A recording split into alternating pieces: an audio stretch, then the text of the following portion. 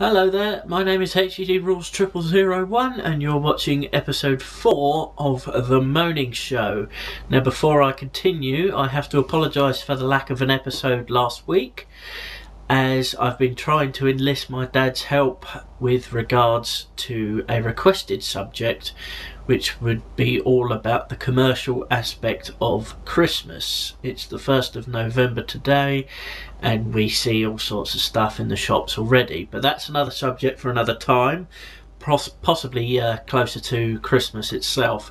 So I'm going to get on with episode 4, the new episode 4, which is going to be all about health and safety and courtesy. Now, first off, I'd like to ask a question, a rhetorical question. What's happened to manners? I was brought up from a very early age to say my pleases and thank yous, and also brought up the way to treat people the way I expect to be treated. There's a specific passage of the Bible, if you will, that says if you treat each other equally, then nothing can be wrong. But you know, I'm not the smallest person in the world, far from it, you can see from the size of me, but there seems to be a lot of people seemingly in too much of a rush to say thank you,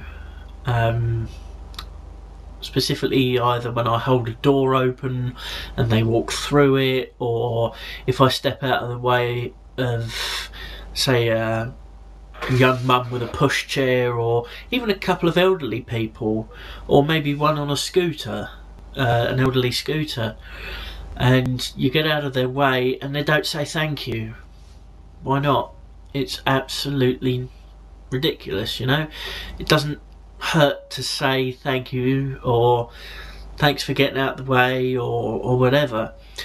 And to go on the other flip side of that, I would like to moan and complain about those people that don't get out of my way when I'm walking with my mother. My mother is a double amputee, and she is restricted to use in a wheelchair and or one of these elderly scooters I'm just talking about, and I walk in front of her to basically sort of like clear the way in front of her, so to speak, because in these scooters you can't quickly just step down from the path into the road for a couple of seconds and then step back on. You have to stay on the path. So, and these people can't seem to grasp the fact that okay, I'm a big enough obstacle in myself, but it's pointless getting past me and back on the road in the path, back on the path in the direction that my mother's coming in. I just don't get it, which is why I am sort of stubborn in that sort of area, as if to say, get out of my way and be prepared to walk in the road because I have a disabled person behind me. That's fair enough, and people, you should see their faces, they're all grim and, oh, for God's sake, what are you walking in the middle of the road for? Middle of the path for? But it's, and another thing about that as well, when people come out of shops, they don't bother looking both ways. In my opinion, that should be exactly the same when they're coming out of a shop as if they're walking across a road. You know, you look both ways to see if anyone like my mother is coming, a disabled person or person in a buggy or whatever. People, specifically in my hometown of Axminster, are notorious, I think, for not looking when they come out of a shop. They just storm out of a shop. And so, like, if you're in one of these old people buggies, which can go relatively quickly, around 4 miles per hour, which is close to running pace for some people like myself, or jogging pace at the very least, and you have to put the brakes on, or you have to stop rather suddenly, or because these people are too ignorant to, you know, just take time to just look both ways. It takes a second to 2 seconds to do that, and people can't be bothered, and it really gets my goat, to be brutally honest with you. On to the next section, which I have to complain about health and safety. Yes, it's there for a reason, but you have to say that health and safety, is it there because people can't be bothered, or are they stupid or whatever? It's like, let me give you an example. A person climbs up a ladder, and in the old days you just climb up a ladder and get the job done. It's as if these days you climb up the ladder and then you sort of jig about, and then that's the reason for health and safety, because some dickhead in the past has fallen off a ladder while jigging to a bit of music or something like that, and they fall down and they've hurt themselves, or put it this way, health and safety, in my opinion, is another name for common sense. Common sense used to be abounds in this country and basically in the world. I would say up until about the mid to late 90s. That's when this health and safety malarkey started. There seems to be a lot of people now that are health and safety conscious, and good for them. But there are some of us that remember how to do things without having guidelines for, you know. It's like cooking instructions, for example. They're guidelines, and it says health and safety, don't put your hands in a burning hot oven. I mean, who's stupid enough to do that? And the reason there are these guidelines is because, as I say, some moron in the past has actually done these things to make these rules and guidelines. You know, I'd like to meet these people, go back in time, meet these people and punch them in the face and say, stop being so bloody stupid. But I have to say that health and safety, you know, it goes up against everything that, you know, people like myself stand for. You see these property development programs that you go into a house that doesn't have any foundations or things like that, that doesn't have a roof on it, and you know, there's sort of like 4 corners and walls and stuff, but there's no roof overhead, and they're wearing hard hats. What the hell is that all about? I mean, if anyone could answer me that question, then good on you. But as I say, the hard hats when there's no roof, it's like, it's not as if anything's going to fall on your head, is it? That's health and safety gone mad. But you know, it's all to do with the nanny nature of at least the Western Hemisphere. Because if something does happen, companies are afraid of being financially liable for the accident. You see all these adverts on the television saying, have you had an accident in the last 4 years? Then contact such and such on blah blah blah blah blah.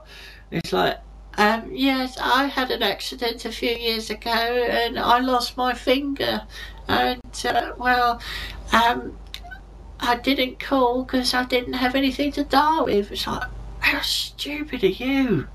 Yes, accidents happen. Accidents happen because of tiredness and, you know, misguiding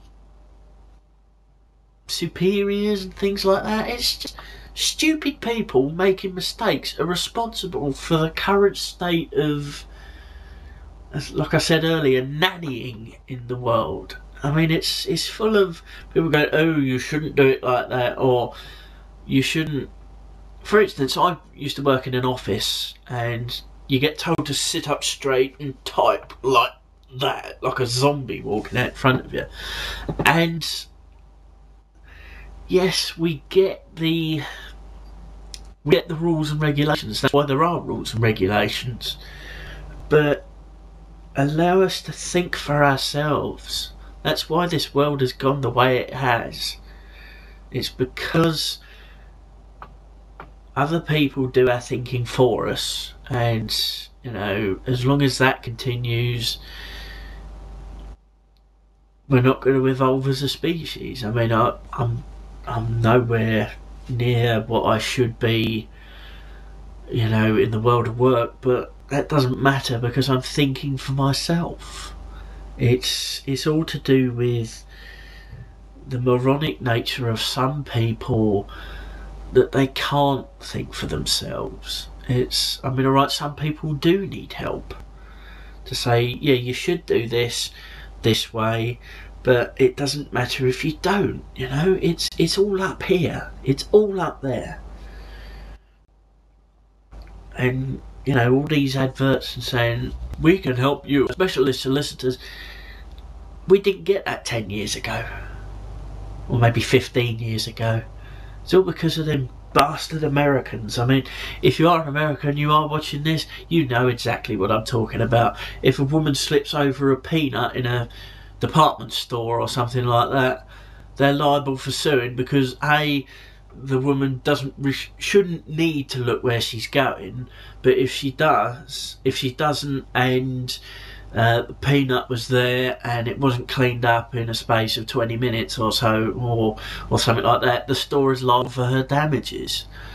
I mean, in some respects that's fair enough. I remember seeing an induction video when I used to work for Tesco. There was a grape on the floor, and when you squish a grape, liquid comes out. It's usual. And the video was all about health and safety, and you saw all these people walking over it, not noticing it. No one noticed it, but and then you saw this little old woman with a walking stick, and she was walking very slowly, less than a quarter of a mile an hour, and the inevitable happened. The old woman slipped on the grape, and obviously I don't know what happened to that after that, but it's all nanny state. It's all rubbish as far as I'm concerned. Bollocks if you're a follower of the show. Again, just keep an eye out for where you are and keep an eye on what you're doing. Most companies employ people that do have a 98% knowledge of what they're doing, otherwise they wouldn't be in the job that they are. But you have to see any potential dangers. That's what health and safety is all about. I say it's common sense in that sort of way. For instance, if I saw something that my mum could trip over that would make her tip up on her wheelchair, I'd take it out of the way. It's natural. Common sense is natural thinking. You just do it and it's out of the way. So, health and safety is absolutely blooming ridiculous. It doesn't really need to be there. Yes, there do need to be guidelines for, working environments and things like that. But if you're using this, then you don't really need health and safety. Just use your head, use your brains, and just do it that way. Going back to the courtesy side of things, one thing in particular that's affecting me at the moment is we're all being affected by the so-called recession and the way people are losing their jobs, and people are having to apply for new work, new jobs. But the worst thing is when you do apply for a position and you don't get any replies. The company get who they want, they train them up, and they're happy. But the very worst thing for me is the fact that if you apply for a position and you don't even get a thank you for applying, you're unsuccessful at the moment. For 90% of jobs that I've applied for and been unsuccessful with, I've got back, I don't know, say 3 out of 10 replies saying you've been unsuccessful, which is fair enough. You know, they've taken the time out to reply to everyone that's gone for a vacancy. I've recently been unsuccessful at a job interview, and I was told at the interview, regardless of success or failure, that I was going to be notified of the outcome, and I'm still waiting for that phone call over 2 weeks, or nearly 2 weeks after the said incident.